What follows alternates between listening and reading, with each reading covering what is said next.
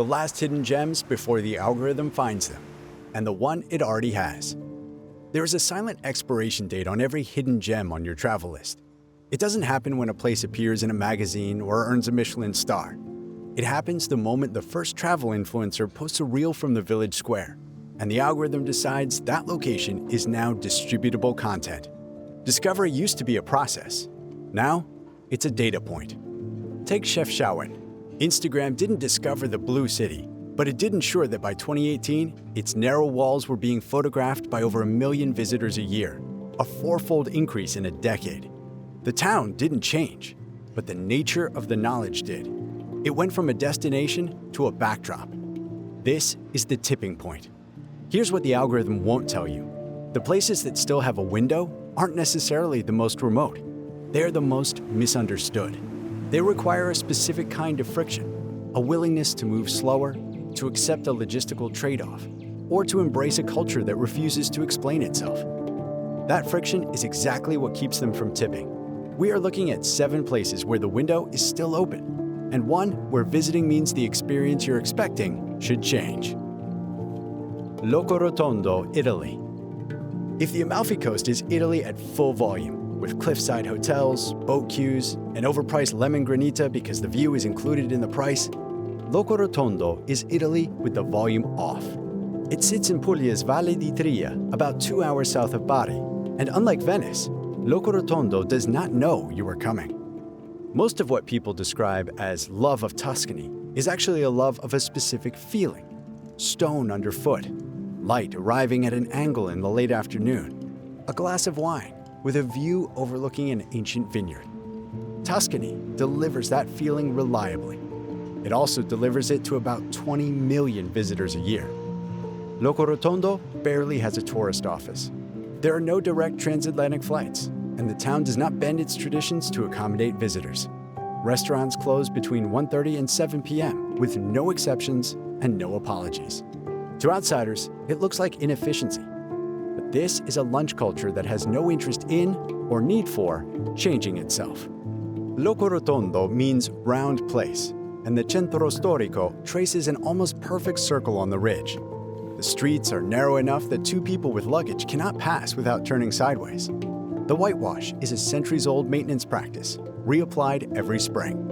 Luxury here is a motto called the masseria, restored fortified farmhouses in the countryside outside town, where the operating philosophy is its slower pace and local sourcing.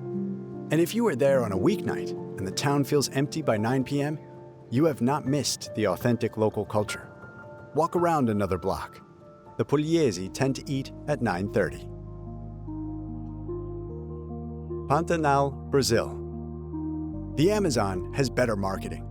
It has the name, the mythology, the satellite images of canopy stretching to every horizon. What the Amazon does not have for a traveler who wants to actually see wildlife is visibility. The Pantanal does not have this problem. It is not a forest. It is a floodplain, the largest tropical wetland on Earth, roughly the size of France. And during the dry season from May through November, the water recedes to the rivers and the animals concentrate there. Jaguars do not hide in the Pantanal. They walk the riverbanks in daylight. Capybaras sit in groups large enough that guides stop mentioning them. Caimans number in the millions. The Cuiabá River corridor has the highest documented jaguar encounter density in the world because the terrain gives you sightlines that simply do not exist in closed canopy forest. The boat, not the vehicle, is the platform. This is important for anyone who arrives expecting an African safari structure. You are on the water. You are low. You are slow.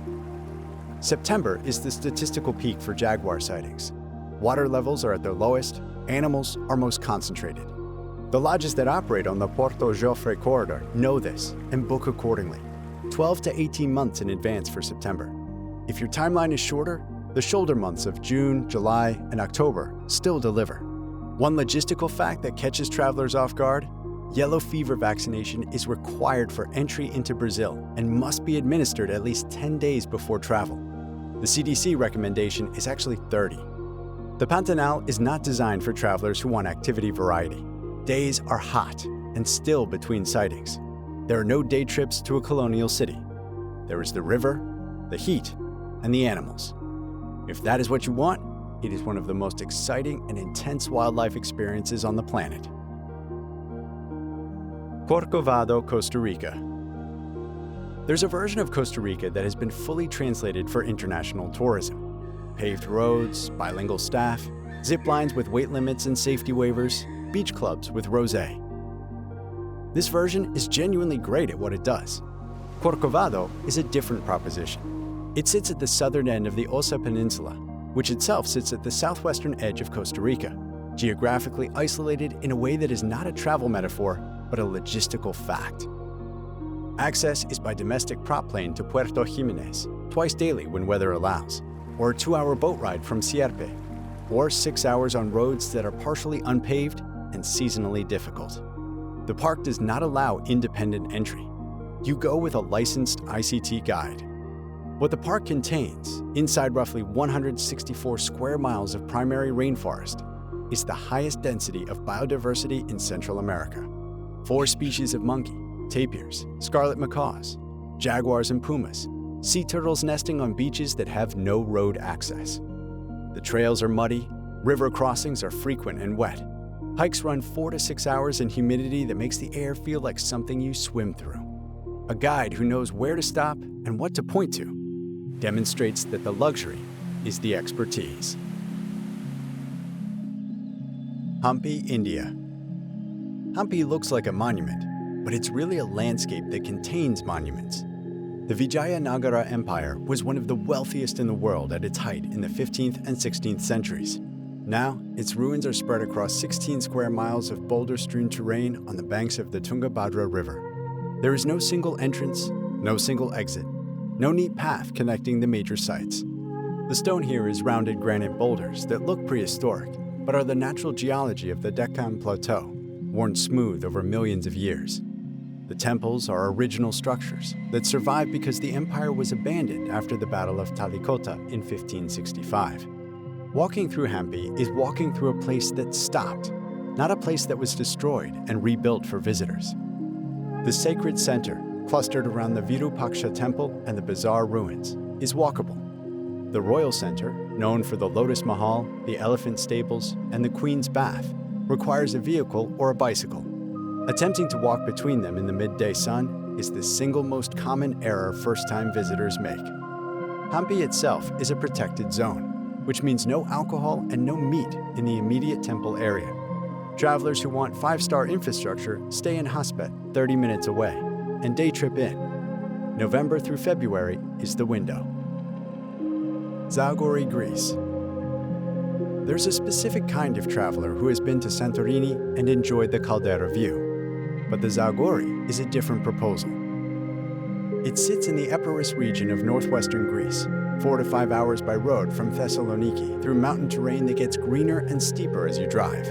What it has is 46 stone villages called the Zagori, collectively, connected by a network of Ottoman-era arched bridges that span river gorges, and at its center, Vikos Gorge, which holds a Guinness World Record as the deepest gorge in the world relative to its width.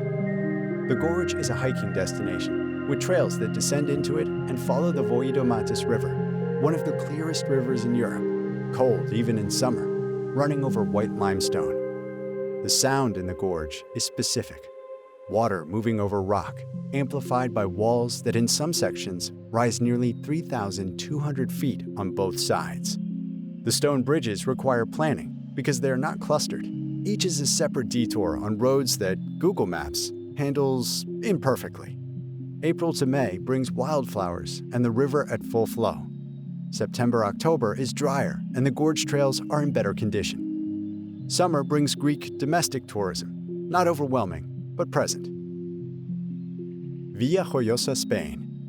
There's a version of the European coastal village that has been so thoroughly discovered, photographed, and distributed that visiting it feels less like travel and more like a backdrop. Villajoyosa has not crossed that line. The town sits on Spain's Costa Blanca, about 30 minutes from Alicante. The houses along the seafront are painted in blues and yellows and pinks and terracottas because fishermen wanted to identify their own homes from the water. The colors are functional. The fact that they are also beautiful is incidental. The Valor Chocolate Company was founded in Villajoyosa in 1881 and still operates. The factory remains a working facility in a town where chocolate manufacturing is still a primary industry.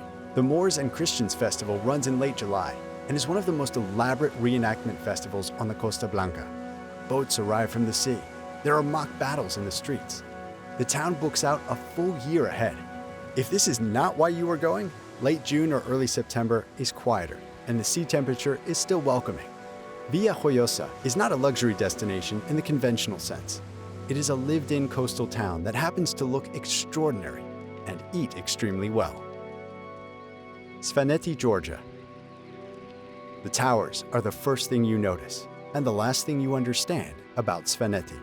They appear at the edges of villages as medieval stone watchtowers, 4 to 5 stories tall, built between the 9th and 13th centuries as defensive structures against invasion and blood feuds.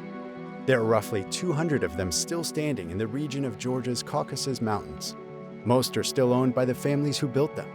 They are not ruins and are on private property that happen to be 800 years old. The Svan people are a distinct ethnic group within Georgia with a separate language, Svan.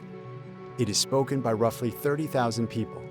When you're in Mestia and the surrounding villages, you are in a place where the cultural substrate is genuinely different from its surroundings. The trekking is legitimately high altitude. The Kuruldi Lakes route from Mestia reaches roughly 8,858 feet. The multi-day Mestia to Ushguli traverses crosses terrain that requires fitness and proper equipment. When reaching Ushguli at the far end of the path, you find one of the highest continuously inhabited settlements in Europe. June through September is the hiking window. January through March brings snow and skiing that is honest about its origins. Soviet-era lifts, limited grooming, no ski-in, ski-out lodging. It is skiing for people who value the mountain and are indifferent to the amenities. Svaneti is for travelers who have done the accessible version of remote cultural travel and found it insufficient. If Tbilisi's wine country and architecture is what you want from Georgia, Kakheti delivers it with warmth and ease. Svaneti gives up the pretense of ease. Chefchaouen, Morocco, the one that already tipped. Chefchaouen is what the tipping point of a destination looks like. The town sits in Morocco's Rif Mountains, a 4-hour drive from Fez through terrain that rises and cools as you climb. The Medina is painted in shades of blue. The explanations for why are multiple and contested. Some attribute it to Jewish residents in the 1930s, others to a longer Andalusian aesthetic inheritance, others to the practical logic of a color that repels insects in the heat. Chefchaouen appeared in enough Instagram feeds at the right moment that the algorithm recognized it as a visual category, blue walls, narrow Medina, morning light, and distributed it accordingly. Visitor numbers climbed from roughly 300,000 a year to 1.2 million by 2018.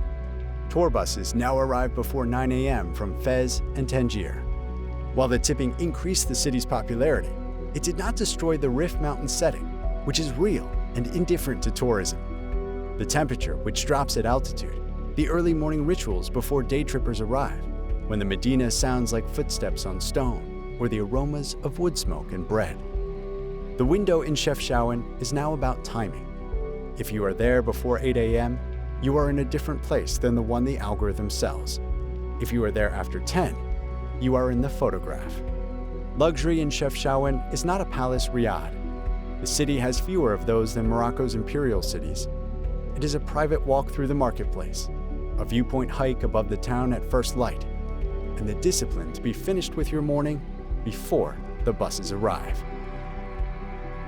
A place can go from structurally unknown to algorithmically famous in 18 months. The travelers who get the experience they came for are the ones who went before that happened, or who understood how a properly designed trip can circumvent the trade-offs.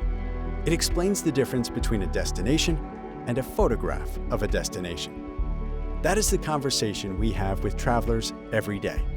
Not where to go, but how to think about where to go. Whether a specific destination matches how you actually travel, the adventure you are willing to have, and what you will get back in return. Subscribe to the Zicasso Edit, where curated travel meets cultural depth. You can get started with detailed travel planning tips and personalized itineraries by clicking the link in the description.